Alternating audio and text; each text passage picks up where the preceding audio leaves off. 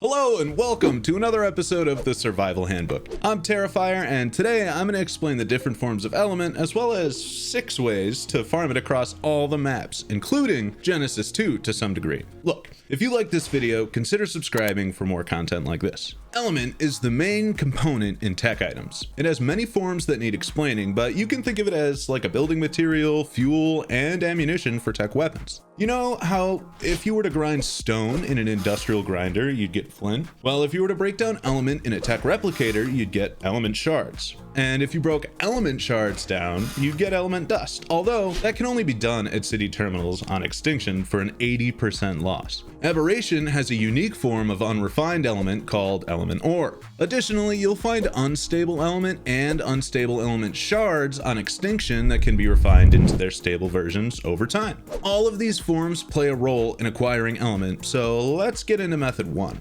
Alright, so for method 1, we have boss battles. Most bosses you face will drop a bit of element to use in your day-to-day activities, but it's not enough to justify the effort, if you ask me. The most element you can get in a single boss run is 520 on Valguero, and that's if you beat the Megapithecus, Dragon, and Manticore all at the same time on Alpha. Don't get me wrong, like that's a decent amount of element, but the preparation and resources it takes for a fight of that caliber is very high. So this process, definitely a costly one. The only time I would recommend using the boss slaying method for element is if you're on a private server that doesn't offer a map with more efficient methods. In fact, this is the only way to get element on the island, the center, Scorched Earth, Ragnarok, and Valguero, which leads us to method 2. Method 2 takes a different approach to element. Instead of earning it by defeating powerful bosses, you can craft it from element ore found on Aberration, in the Grave of the Lost, and the surface. It's pretty time consuming and a little resource intensive, but you can get unlimited element if you have enough patience.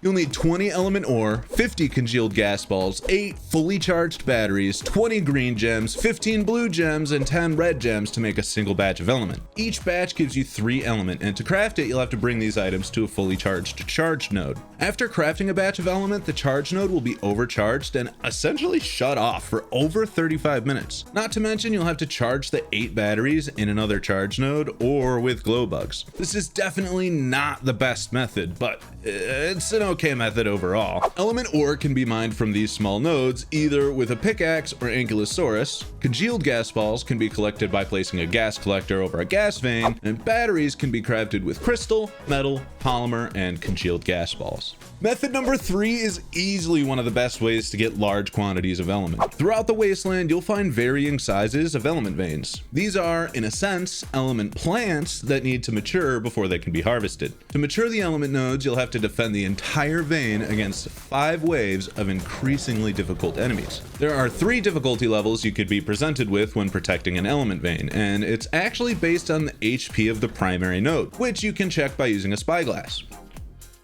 10,000 is easy, 25,000 is medium, and 50,000 is hard. You shouldn't underestimate the challenges you'll face in any of the difficulties. The enemies will attempt to destroy individual nodes, which means you'll get less element when it's all said and done if you don't kill them quickly. It's actually quite tricky to maneuver the vein at times, so it's recommended to use a team of creatures to defend the entire vein. After the waves are complete, the nodes will be matured and should be harvested with metal tools. Please do not use a creature to harvest the nodes directly. Otherwise, they'll simply destroy the node without collecting anything. The only exception to this is a mantis equipped with metal tools, which is actually pretty solid for this. Just make sure you don't harvest the main node first, otherwise you'll lose the whole vein. Method number 4 is straightforward and can get you a moderate amount of element over time. This one involves turning element dust into unstable element or unstable element shards, depending on which one you need. You'll need the corresponding engrams, which can be unlocked by going to Extinction or Genesis Part 2. If you didn't know, just stepping foot on one of those maps will unlock the engram,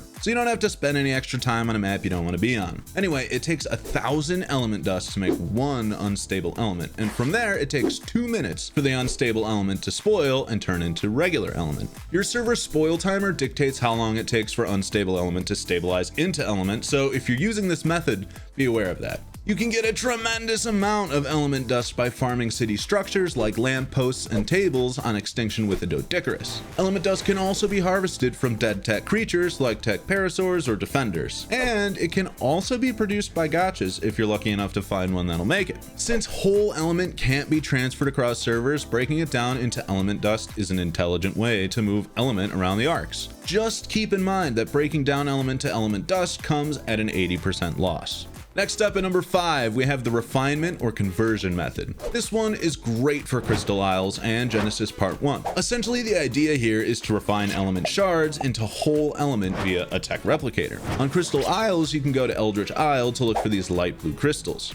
Use a metal hatchet, not a pick, to harvest the element shards from said blue crystals. On Genesis 1, you'll find these red crystals on the slopes of the volcano in the volcano biome. Unlike the blue crystals from Crystal Isles, these red crystals should be mined with a metal pickaxe or Anki. Once you've collected a sufficient number of element shards, head to a tech replicator to refine 100 of them into one whole element. Each location is pretty dangerous because both the environment and hostiles there are nasty.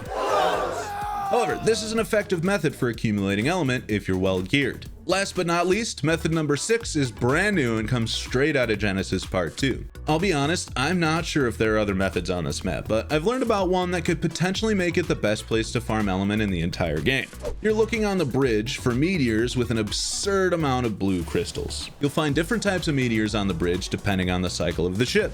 The ship warps every night at midnight, changing the contents of the bridge, so if the meteors you're looking for aren't there, just wait another day for the next cycle. Finding these blue crystals took me about 5 in-game days, but I'm not sure if the cycles are linear or if they're randomly generated. The crystals can be mined with metal tools or dinos, so it's pretty easy if you can beat the void worms and Astrodelphus. You can actually get whole element from these nodes, but it is relatively rare, so you'll have to incorporate the previous conversion method to turn the element shards into whole element. Either way, there's thousands of element here considering the sheer number of asteroids and the abundance of blue crystals they contain. Do you know of any other ways to farm element?